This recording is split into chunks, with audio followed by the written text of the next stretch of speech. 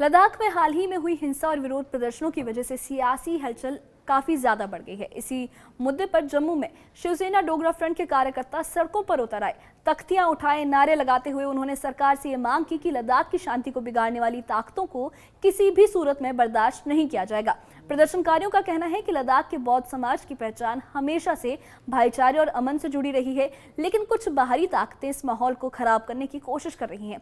उधर बीजेपी ने भी ये बयान जारी करते हुए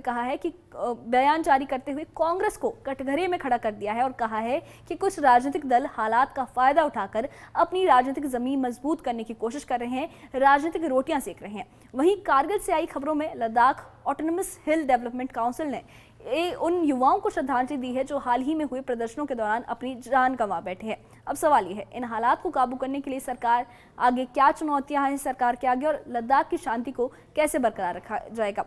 आइए इस खास रिपोर्ट में आपको बताते हैं कि जम्मू कश्मीर में शिवसेना डोगरा फ्रंट ने क्या प्रदर्शन किया और इस पर किसकी क्या राय है। क्या है पूरा मामला, देखिए इस खास रिपोर्ट में। जम्मू की सड़कों पर शिवसेना डोगरा फ्रंट के कार्यकर्ता तख्तियों और नारों के साथ उतरे। उनका यह कहना था कि लद्दाख के बौद्ध समाज को हमेशा शांति और भाईचारे के लिए जाना जाता है, लेकिन कुछ बाहरी ताकतें जानबूझकर इस अमन को निशाना बना रही हैं। संगठन ने सरकार से ये मांग की कि इन साजिशों को सख्ती से कुचला जाए।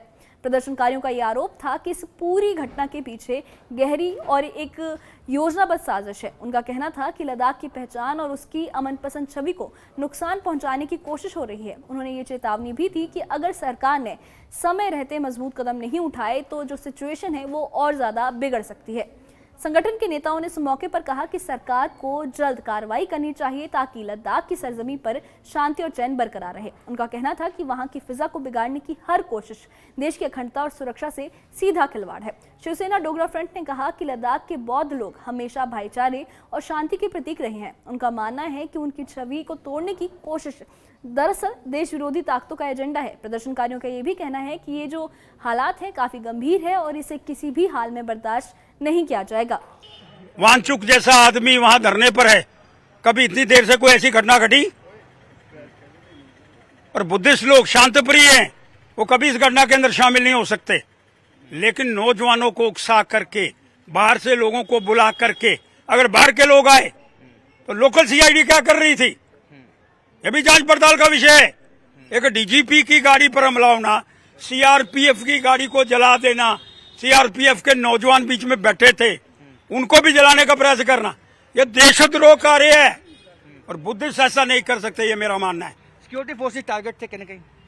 सुरक्षा बलों को टारगेट करने का मतलब बड़ा स्पष्ट है कि हिंदुस्तान के ऊपर हमला करना, और हिंदुस्तानियों के हमला बुद्धिस्ट नहीं कर सकता है। ये बाहर के लोग, बाहरी ताकतें जो वहां हैं, लेकिन बाहरी ताकतें कहने से कोई बात नहीं बनेगी। क्यों उस पर कार्रवाई क्यों नहीं हुई? और हमारे मुख्यमंत्री वहां के विषय के ऊपर चर्चा करने का प्रयास नहीं करेंगे। वो क्या कहते हैं, अरे हमको भी स्टेटहुड दे दो। अरे बाबा, किस तरह से ये वाली स्टेटहुड? बांग्लादेश और नेपाल वाली स्टेटहुड? बिल्कुल इसकी मैं मजम्मत करता हूं। मांग क्या रखते हैं? मांग बड़ी स्पष्ट करता हूं, जो बाहरी लोग आए हुए हैं वो किसके फेलियर से आए, उनको पकड़ो, अंदर करो, और बुद्धिस्ट लोगों से लोकल फॉर वोकल, देश के प्रधानमंत्री का विषय है, वो चर्चा करो और लोकलों को नौकरियां दो, बाहर वालों को नौकरियां बंद करो। इस बीच बीजेपी प्रभारी तरुण चुग ने भी हालात पर कड़ी प्रतिक्रिया दी है। चुग ने कहा कि कुछ नेता लगातार देश को तोड़ने की कोशिश कर रहे हैं और लेह को बर्बाद करने की साजिश में लगे हुए हैं। उन्होंने कहा कि जो हिंसा की गई है उसका नुकसान लद्दाख के आम लोगों और टूरिज्म को होगा। राजनीतिक रोटियां सेकने वालों को बख्शा नहीं जाएगा। तरुण चुग ने सोनम वांगचुक का जिक्र करते हुए भी कहा कि उनके मामले पर जांच जारी है और दोषी कोई भी हो उसे छोड़ा नहीं जाएगा। साथ ही उन्होंने कांग्रेस पर गंभीर आरोप लगाते हुए कहा कि दंगे कांग्रेस के लोगों ने कराए हैं और विदेशी ताकतों के इशारे पर सीमावर्ती क्षेत्र को अशांत करने की साजिश रची गई है। चुग ने यह कहा कि हिंसा और धरने की पूरी जो प्लानिंग थी वो पहले ही सोशल मीडिया पर दिख रही थी। उन्होंने ये भी आरोप लगाया है कि कांग्रेस से जुड़े लोगों ने सुरक्षा बलों पर हमले और बीजेपी दफ्तर जलाने जैसी बातों को सोशल मीडिया पर लिखा है। उनके मुताबिक ये सब लद्दाख को अस्थिर करने की सोची समझी चाल थी। वहां की सबसे बड़ा उद्योग टूरिज्म पर हो रहा है। जानबूझकर मसलों को उलझाना और फिर उस पर राजनीति करना, ये दुर्भाग्यपूर्ण है। और लद्दाख को दहकते शोलों पर फेंकने वाले अपनी राजनीतिक रोटियां सेकने के लिए लद्दाख को आग के हवाले करने वालों को बख्शा नहीं जाएगा। उनके इरादे, उनके कारनामे दुर्भाग्यपूर्ण है। सोनम वांगचुक जो प्रोटेस्ट कर रहे थे, उनके एनजीओ को की भूमिका को लेकर कई बातें एफसीआरए रद्द कर दिया गया है। ऐसा है कि चीजें जांच का विषय हैं, जांच हो रही है।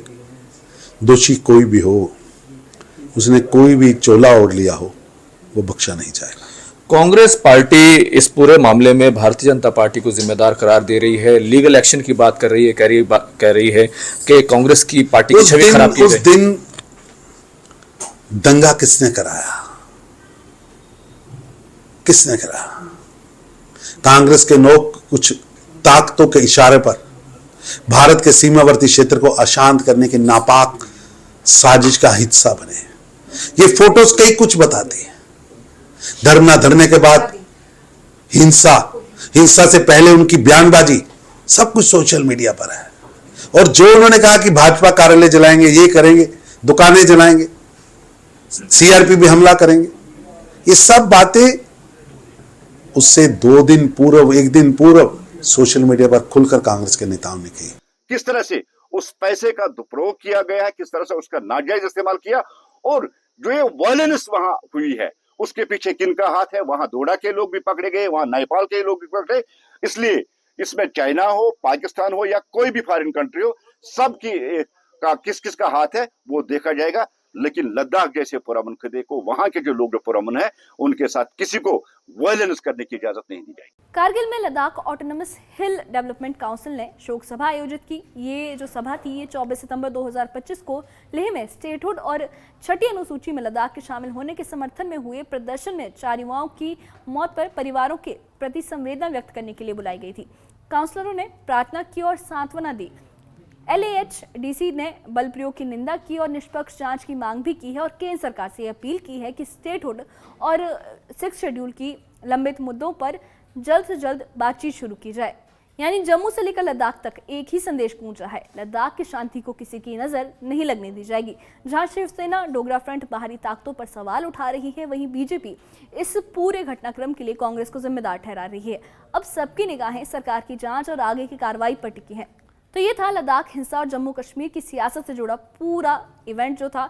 इस पूरे मुद्दे पर एक तरफ जम्मू में शिवसेना डोगरा फ्रंट सरकार से सख्त कदम उठाने की मांग कर रही है, तो दूसरी तरफ बीजेपी इस हालात के लिए कांग्रेस को जिम्मेदार ठहरा रही है। वहीं कारगिल में स्थानीय काउंसलरों ने बल प्रयोग की निंदा करते हुए शांतिपूर्ण समाधान पर जोर दिया है और केंद्र से ये अपील की है कि लद्दाख को लेकर जो लंबित मुद्दे हैं उन पर जल्द बातचीत शुरू की जाए। यानी तस्वीर साफ है, लद्दाख का सवाल अब सिर्फ एक क्षेत्रीय मुद्दा नहीं बल्कि राष्ट्रीय राजनीति का अहम हिस्सा बन चुका है। अब सबकी नजरें इस बात पर है कि जांच में क्या नतीजे सामने आते हैं और सरकार आगे कौन सा रास्ता चुनती है। इतना तय है कि लद्दाख की फिजाओं में उठी ये हलचल आने वाले दिनों में और भी बड़े सवाल खड़े कर सकती है। इस बारे में आपकी क्या राय है, हमें कमेंट बॉक्स में अपनी राय जरूर बताइए और इससे जुड़े अपडेट्स के लिए और ऐसी ही खबरों के लिए हमारे चैनल के साथ बने रहिए। हमारे चैनल को सब्सक्राइब करिए। शुक्रिया।